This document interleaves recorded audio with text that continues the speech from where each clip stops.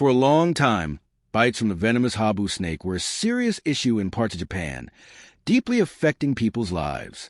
In 1980 alone, around 400 people were bitten, and some cases proved fatal. Although Japan is home to several venomous snakes, the greatest threat came from the largest species, the habu and their relatives, the eastern pit vipers. These snakes are part of the same family as rattlesnakes and puff adders, with coral snakes and cobras as their distant cousins, giving you an idea of the danger Japanese locals faced. The problem was made worse because for years there were no antidote available, and even after one was developed, it had to be stored in liquid form, making it nearly impossible to keep in rural areas without electricity or proper storage. Ironically, these rural regions were exactly where most bites occurred, and building infrastructure that was costly and slow.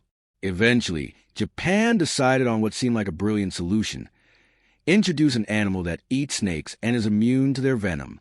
In 1979, about 30 small Indian mongooses were brought to Amami Oshima Island to control not only habu snakes, but also rats.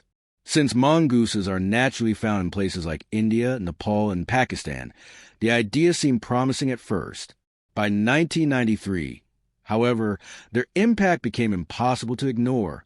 The mongoose population exploded, reaching nearly 10,000 by the year 2000, and the Ministry of the Environment raised the alarm.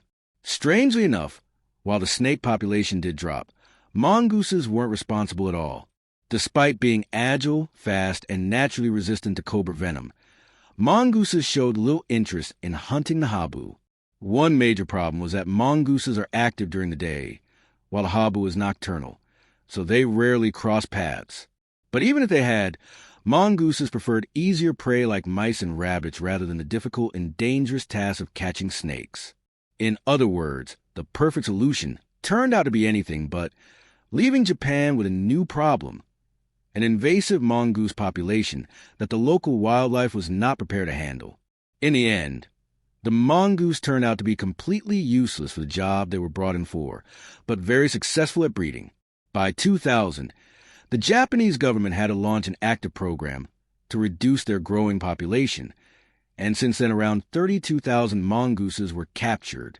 The last recorded capture happened in April 2018, and with no new cases reported in the 6 years since, experts concluded that the invasive species had been completely eradicated from Amami Oshima Island. Japan's Ministry of the Environment officially declared the program a success, and while everyone celebrated, except perhaps the mongooses themselves, it had been a long and bumpy road. Early efforts relied on setting simple traps along roads, but these had little effect. It soon became clear that only a comprehensive strategy would work. Authorities introduced specially designed traps, toxic baits, and attractants, while also employing monitoring techniques and even search dogs. To ensure precision, the traps were built specifically for mongooses, with shapes and sizes that prevented other animals from being caught. Local residents also joined the effort. Since 2005, squads of mongoose hunters patrol the forests and mountains, dedicating countless hours, resources, and funding to the eradication campaign. Some might wonder why Japan went to such lengths. After all, couldn't the mongooses have just been left alone? The answer lies in the devastating impact they had on Amami Oshima's fragile ecosystem. Instead of controlling snake populations as intended, the mongooses began hunting endemic species, including the endangered Amami rabbit, an ancient living fossil, now found only on Amami Oshima and one other island. Their numbers declined sharply due to predation. The mongooses also preyed on ryukyu rats and at least 15 other native species, pushing some toward extinction. Beyond wildlife, the farming sector suffered as well. Mongooses raided poultry, devoured fruit crops, and even spread diseases. Within just 20 years, the habitats of some small animals had shrunk by nearly 40%. What began as a well-meaning solution to the habu snake problem ended up as a destructive ecological mistake, proving once again how fragile island ecosystems can be. Ecosystems with local species that have never lived alongside predators often struggle to adapt, as native animals simply don't know how to defend themselves. While the arrival of a new predator is damaging anywhere in the world, it is especially devastating on islands, and even more so when the predator is a mongoose. Mongooses will eat just about anything they can catch, making them particularly destructive. It took nearly 25 years to eliminate them from Amami-Oshima and close to half a century to fully conclude the project. Although the mass extermination of mongooses may sound cruel, from the standpoint of protecting endangered native wildlife, Japan's approach was necessary and highly effective. Invasive species must be contained quickly before they spread, because once established, eradication can become nearly impossible. Japan succeeded within this narrow window of opportunity, making Amami-Oshima the only large island in the world where mongoose eradication was fully achieved. Globally, there have been just 9 successful cases of mongoose removal, but none on an island of this scale. By 2020, snake bites, the original reason mongooses were introduced, had dropped to around 60 cases per year. However, this decline was not due to the mongooses, but rather to human safety measures and better access to antidotes. In fact, since 1992, there hasn't been a single recorded death from a habu snake bite. Despite the success on Amami-Oshima, mongooses remain on other Japanese islands, meaning the battle is far from over. The strategies and lessons learned are now being applied elsewhere, particularly in northern Okinawa, where invasive mongooses pose a serious risk of spreading back to Amami-Oshima. Introduced to Okinawa during the Meiji era, some 70 years earlier than on Amami-Oshima, just 17 mongooses were released, but the island's warm climate and proximity to their native range allowed them to thrive. While their population is somewhat controlled in northern Okinawa, they still persist in central and southern regions. Specially designed fences, short but built with an L shape at the base to prevent digging, have proven effective in limiting their spread, as mongooses rarely climb over barriers. Much like on Amami-Oshima, the survival of Okinawa's endemic species, including 3 rare bird species, now depends on containing the mongoose population. You're right. Japan isn't the first country to turn to biological control, a term used when people introduce one species to combat another. In fact, there's an entire field of science dedicated to it. Normally, this process involves extensive research. Scientists first identify the pest and its natural predator, then conduct further studies to determine whether the predator might negatively affect the local ecosystem. Only after such precautions are predators usually introduced, and in many cases, this has worked well. One of the most successful and common examples is farmers using predatory insects to protect fruit trees and gardens. However, the case of the mongoose was quite different. The small Asian mongoose was introduced to countries like Cuba, Croatia, Jamaica, Haiti, Puerto Rico, the Lesser Antilles, Honduras, Panama, and others, and while results varied, some of these introductions initially seemed successful, but things went wrong in Hawaii. In the 1800s, sugarcane was Hawaii's most valuable commodity, and one of the biggest threats to plantations was rats, which chewed through the sweet cane stalks and caused massive losses. In 1872, Hawaiian planters, inspired by reports of success from Caribbean sugar producers, decided to replicate the idea of bringing in mongooses from India. In the 1880s, 72 mongooses were imported from Jamaica to the Big Island, and their offspring were soon spread to Maui, Molokai, and Oahu. Some skeptics on the Big Island argued that more research should have been done before importing the animals, but they were ignored. The critical mistake soon became clear.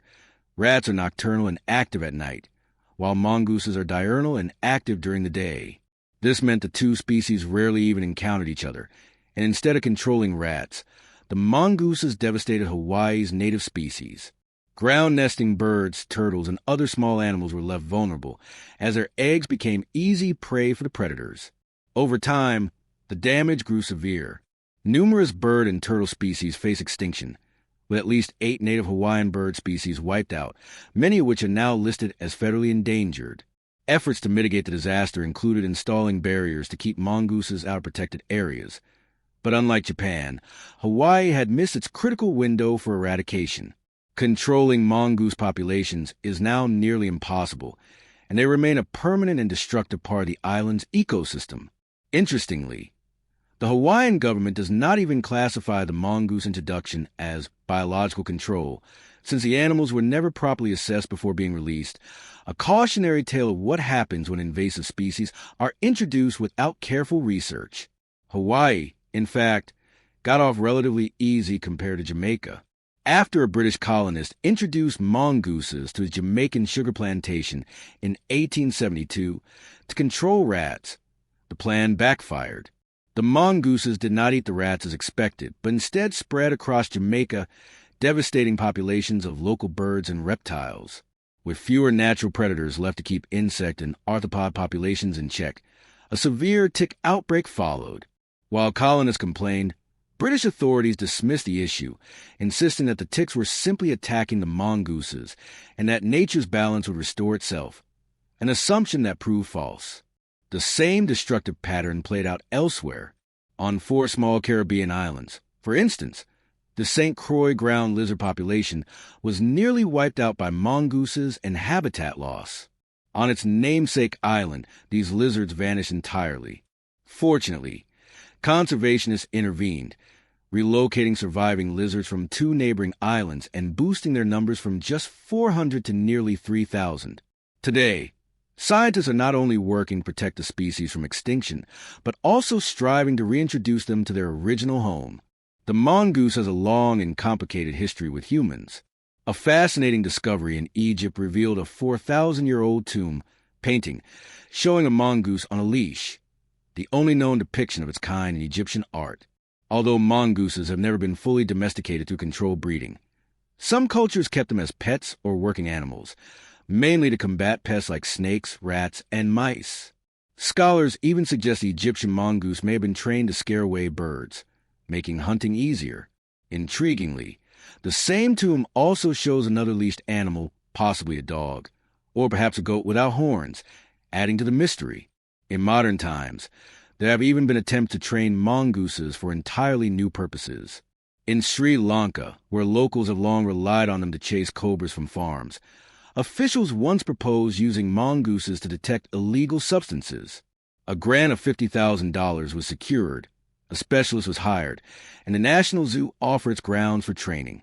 The plan was simple: release mongooses into cargo containers filled with car parts, and if they discovered contraband, they would signal by emerging with bristling tails.